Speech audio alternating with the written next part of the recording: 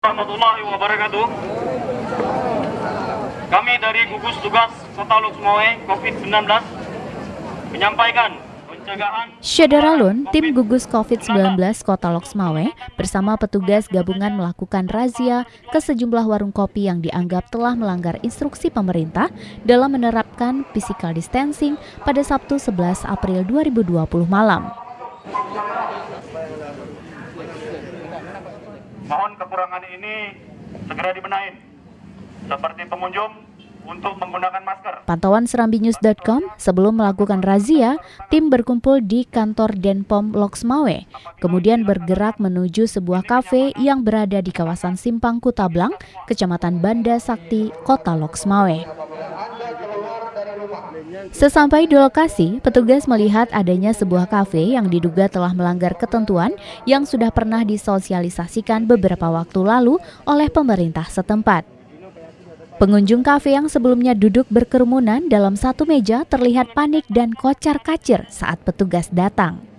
Petugas Satpol PP memberi himbauan kepada seluruh pengunjung untuk segera meninggalkan lokasi karena pemilik kafe tidak mengindahkan instruksi Wali Kota Loksmawe untuk menerapkan jaga jarak dalam kerumunan. Bawa meja dua urut masalah.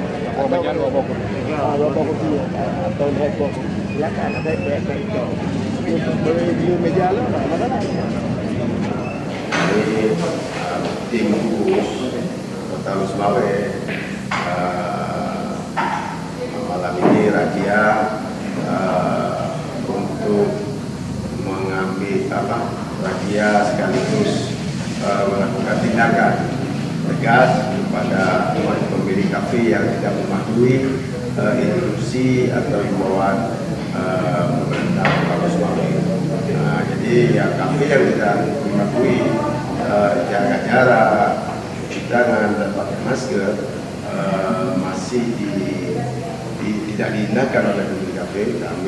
Pemilik kafe diminta segera menutup segala aktivitas dan dalam waktu dekat ini pemilik kafe akan diberikan sanksi berupa pencabutan izin usaha sementara sampai dengan adanya komitmen kembali bahwa pemilik akan mengikuti aturan pemerintah dalam upaya pencegahan COVID-19.